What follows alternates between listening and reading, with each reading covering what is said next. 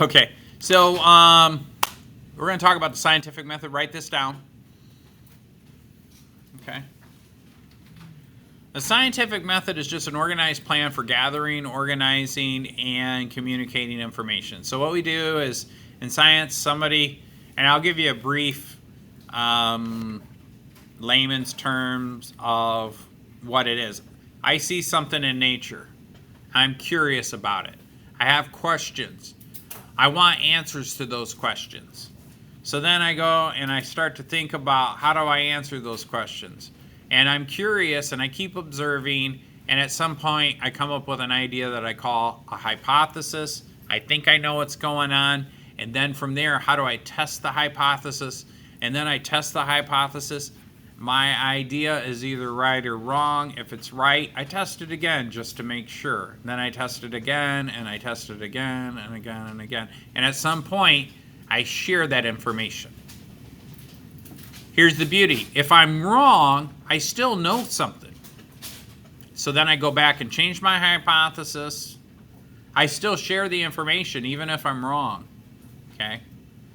So that's basically how that goes. Did I go too fast?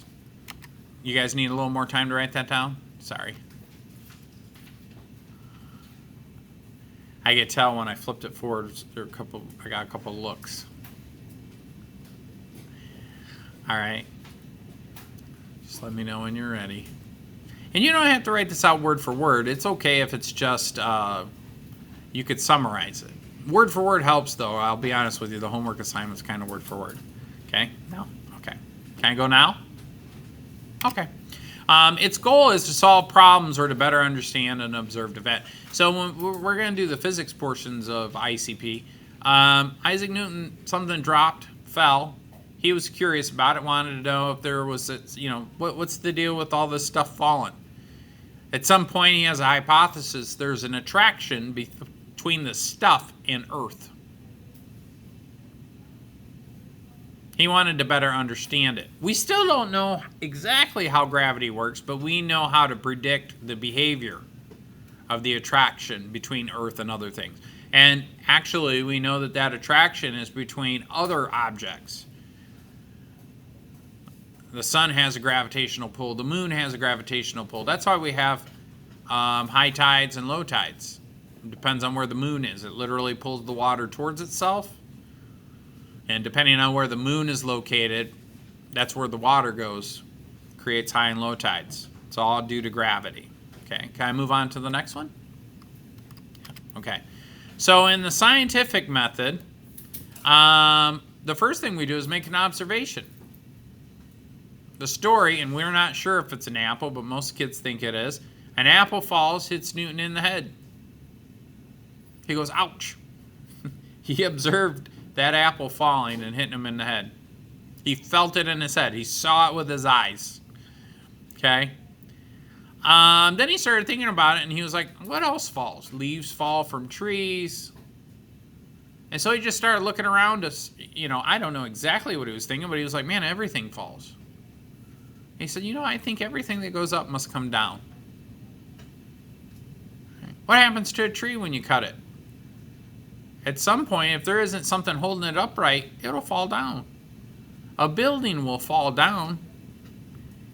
If something hits the building, if there's an earthquake, a bridge can stand for 100 years, and if they don't take care of that bridge, at some point it falls down.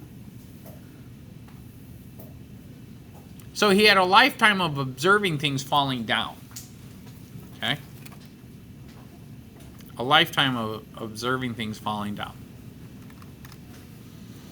And so he noticed every time he saw something that was up in the air, he probably threw some things up in the air and noticed that they fell. Now, in his time, they didn't have rockets, but they had like cannonballs and stuff. They had arrows. People shot bow and arrows. You could shoot an arrow. I wouldn't shoot it straight above your head, but you could shoot it pretty far. They had catapults. Whatever you threw up in the air, it came back down to earth. Okay? And they didn't really have the math to predict where it would land. There were things that they did. Okay? All right, let's go to step 2 of the scientific method. It says make a hypothesis. A hypothesis is a proposed answer to the question. The question is there a pattern in this attraction? Does stuff fall down the same way every time? Does it fall down differently? Is there a pattern in the way things fall to the earth? And it must be testable. So, believe it or not, Newton just dropped a bunch of stuff. Actually, rolled it down inclined planes. And he just measured it and tested, measured and tested, and watched and measured and collected data and looked for patterns. Eventually, he came up with some equations. To some degree, those are the same equations that NASA uses to send probes to Mars.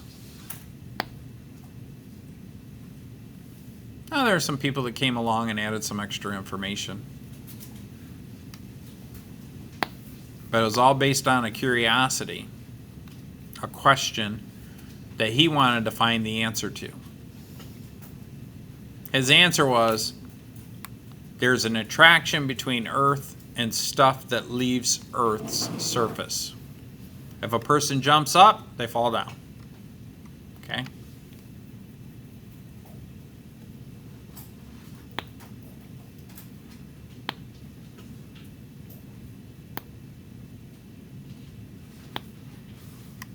Okay, move on to the next slide. All right, step 3 is an experiment. So I had this idea. He said, let me just roll this ball down this ramp time and time and time again and see if it rolls the same way. Really what he's looking for, how long does it take to go from the top of the ramp to hit the ground? And he noticed it was rather consistent every time.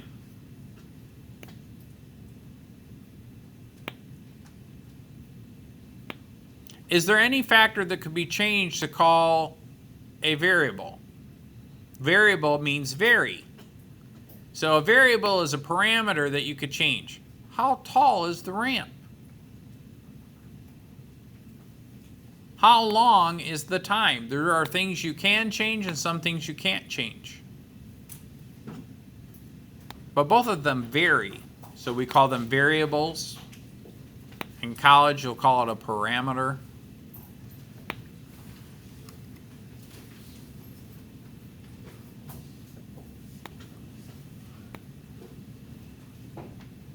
Okay.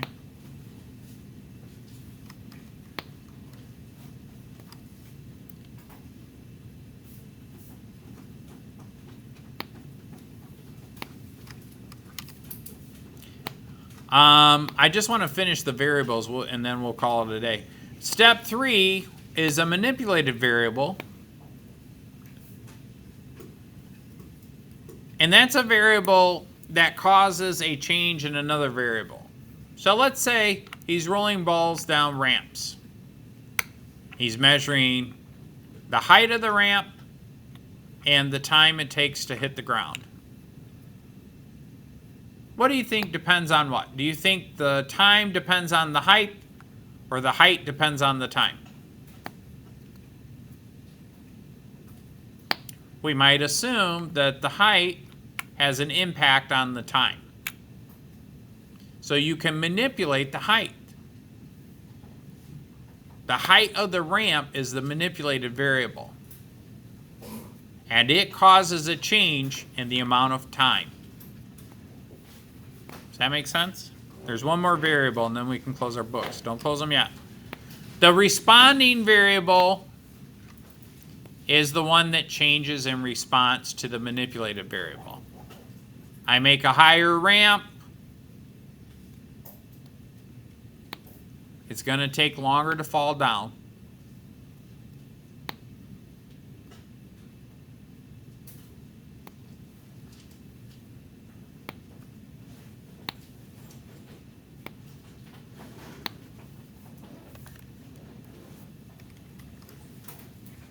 All right, I think that's the last slide. We'll call it a day. I'll leave that up there for a second so you guys can finish it. thank you guys today. You guys did a really good job of paying attention and participating in all the stuff that we did today.